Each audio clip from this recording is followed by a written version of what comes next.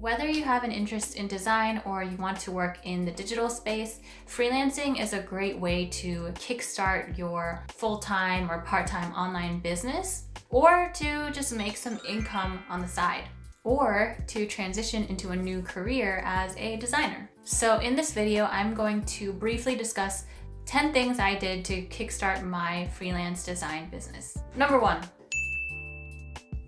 I invested in myself. In mid-2017, I enrolled in an online coaching program. So I'm about to hop on my first group call for the 90-day business launch program. I'm kind of nervous. I hope I don't have to talk that much. I think they're just gonna go over copywriting. I had 2 business coaches and they basically helped me set up my online business and showed me what to focus on. And that was really nice because I had mentorship and also I had access to like a mini mastermind. So that was great because I had accountability and I knew that I would follow through on my plan to start an online business part-time. Number 2, I created a professional website. So during that program, I spent a lot of time, not too much though, on creating a business website. And thanks to the help of my business coaches, they helped me focus on only the pieces that I needed to get going.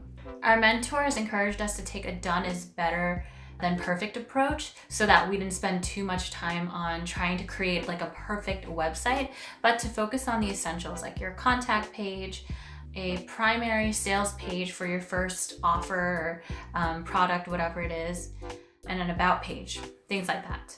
Believe it or not, 2 months after I launched my business website, I booked my first ever web design client and I didn't even have a sales page. Just goes to show that you don't have to spend so much time on the nitty-gritty like details of your website to book clients and start freelancing. Because for me, while I didn't have an official sales page for my design services, my website looked really nice, and that I guess was proof enough to that first client that I could get the job done. Number 3, I established a client process from the get-go. Like I said, in the beginning, I didn't even have a sales page for my web design services. However, I did make sure that I outlined my client process ahead of time in a Google Doc, just to make sure that I knew what I was doing and that if a client were to hop on a consultation call with me, I would have something to say. Of course, I wanted my future clients to be confident that I could deliver. By client process, I mean things like, onboarding, gathering assets from your client, showing them how to use my project management tool of choice, handing over the website to the client. Just like writing down all those little steps in an outline or a document can help you immensely. If you're not sure how to build your client process, what to include in your client process, look at what other people do. Go onto their websites, read blog posts by other designers, how they've structured their client process. Pick and choose what works for you. Create your own system. That's basically what I did, and then I refined that system with every new client and new project. Number 4, I joined Facebook groups. While I don't really use Facebook groups anymore, I did find them incredibly useful for finding leads, potential clients, and connecting with other designers. I'll leave a link to my blog post in the description, and you can check that out to see my recommended Facebook groups. Number 5, I signed up for third-party freelance platforms. I started off with Fiverr and People Per Hour, and I think while I'm not a huge fan of third-party networks like the 2 that I just mentioned and Upwork, other similar sites, I will say that if you're just beginning, it can be helpful for finding your first few clients. Number 6, I made sure to ask for testimonials. Once I started booking my first few clients, I made sure that at the end of every project, I would send them a link to a questionnaire, either through Google Forms or Typeform, asking them a few questions about their experience working with me. And if they had positive feedback, I would make sure that they gave me permission to post their feedback in the form of testimonials. And then I would use those testimonials and display them on my website so that I have proof to show like new clients that I am prepared and that I can do a good job. Number 7, I started promoting my work on social media and anywhere else I could. Now, using social media is totally up to you, and I actually don't really go on Instagram, which is what a lot of designers use to showcase their work and find potential clients. But for me, I found most of my clients online, either through my own website, getting inquiries, or by referrals, word of mouth. So yeah, like you will find out what method of finding leads is most effective for you. But social media might be one of those ways to find potential clients. So I started a business Instagram account. I started doing some Pinterest marketing.